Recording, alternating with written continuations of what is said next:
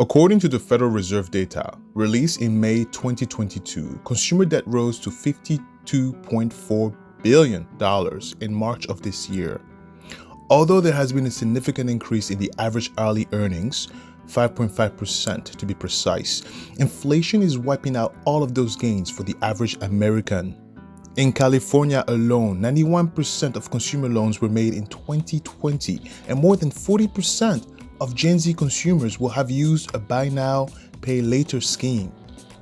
Welcome to the Olympian Report, where we talk about money, life, and just about anything else. I am your host, Alistair.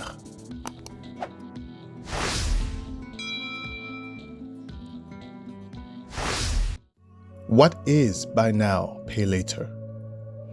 The scheme has always been around as an online payment option.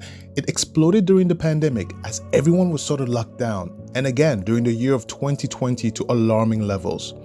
It was such a successful revenue booster for e-commerce that its concept has crossed over to brick and mortar. The plan allows customers to purchase an item at just a fraction of the initial price, sometimes as little as 10% down. The remainder is then paid over 3 installments, not including the added merchant fees for each payment transaction. There are no interest charged, just astronomical late fees on your missed payments. Some of the biggest leaders of this payment method include companies like Klarna, Afterpay, and Affirm. The law. Okay, pay attention, because the scheme requires the consumer to split the initial payment into 4 installments. It then technically doesn't become a loan nor a credit, which grants it the ability to legally avoid federal regulations. Enter the Truth in Lending Act, otherwise known as Regulation Z. This federal law was created in 1978 to promote honesty, clarity, and transparency by requiring lenders to disclose terms and cost of consumer credit. It further protects the consumer from predatory measures designed to steer clients to unfavorable options for the sake of higher compensation. That regulation is what allows us consumers the ability to confidently shop around for a better deal.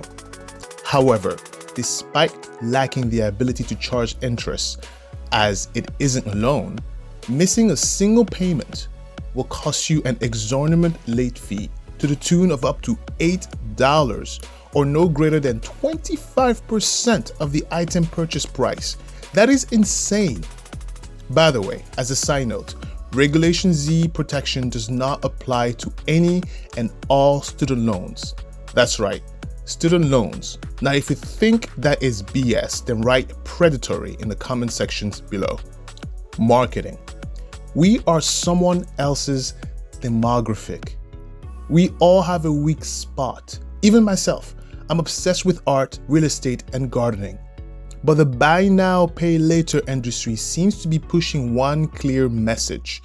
We aren't credit cards, we are just making things more affordable for you so you may budget your way into financial responsibility. Yeah, okay, it's clear, crystal clear. They are talking to the financially illiterate and, you guessed it, Gen Z. Even if you make all of your payments on time, you still be paying more than the original price because of those extra transaction charges. If that's what you call budgeting, then I'm just afraid of what your spending looks like. Conclusion. Buy now, pay later is just what I'd call crédit à la moderne, modernized credit card. Debt is debt, and you'd be foolish to willingly get into debt for a non-essential consumer good that doesn't even generate any value. Like I said, this scheme isn't new, but what is most scary is how many people bought into this marketing message. The numbers are horrific. 30% are not able to make their 4 payments in full. That's 1/3. Now plug in the numbers, and that's about $15 billion worth that won't be paid back and burdened with ginormous late fees.